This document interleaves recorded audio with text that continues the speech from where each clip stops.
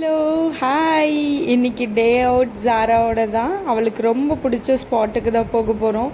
எத்தனை தடவை போனாலும் சலிக்காமல் கேட்குற ஒரு இடம் பீச்சு தான். உடனே நாங்கள் எங்கள் வேலையை ஸ்டார்ட் பண்ணிட்டோம். வேறு என்ன, சாப்பிட்றது தான்.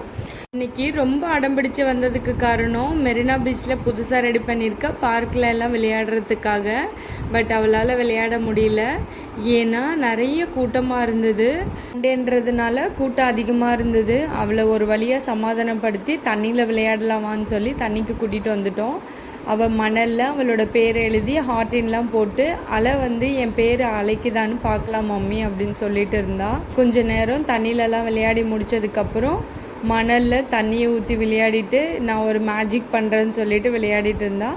அதுக்கப்புறம் ஜம்பிங்லலாம் விளையாடி முடிச்சுட்டு டக்குன்னு அழுத மாதிரியே வந்தால் என்னாச்சுன்னு கேட்டால் அவளோட முட்டி அவளோட கன்னத்தில் இடிச்சிருச்சான். சரி ஓகேன்னு சமாதானப்படுத்தி தண்ணிலாம் கொடுத்துட்டு நெக்ஸ்ட் என்ன போகணும்னா ஹார்ஸ் ரைட் போகலாம். பீச்சில் இப்போ நிறைய பிளேஸில் சேர் செட்டப் பண்ணி வச்சுருந்தாங்க. உட்காரத்துக்கு ஏற்ற மாதிரி நல்லா இருந்துச்சு, கம்ஃபர்டபுளாக. கிட்ஸ் கேம்ஸ் விளையாடும் போது நம்ம ஆப்போசிட்டில் அந்த சேரில் உட்காந்துக்கிட்டு அவங்கள பார்த்துக்கிட்டு இருக்க மாதிரி இருக்கும்.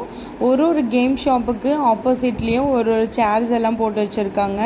பார்க்க நல்லா இருந்துச்சு. போகும்போது எல்லாம் ஏதாச்சும் ஒரு டாய் வாங்கிட்டு வர வேண்டியது. இந்த தடவை பபுள் கன் வாங்கிட்டா. பீச்சில் ஜாராக்கு ஒரு குட்டி பையன் ஃப்ரெண்டு கிடைச்சான். என்ன கமெண்ட் பண்ணிட்டு இருக்கா சாப்பிடும் போது.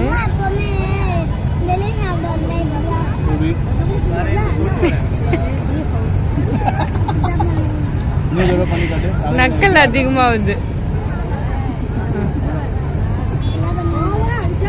பீச்சுக்கு போகும்போதெல்லாம் ஸ்ப்ரிங் பொட்டேட்டோவை மிஸ் பண்ணதே கிடையாது. சாப்பிட்டு முடித்ததும் ஜாரா ஃபன் பண்ணிகிட்டு இருந்தா. அதுக்கப்புறம் ஐஸ்கிரீம் சாப்பிட்டு ஃபோட்டோஸ் எடுத்துகிட்டு வீட்டுக்கு கிளம்பியாச்சு. தேங்க்ஸ் ஃபார் வாட்சிங். பாய்.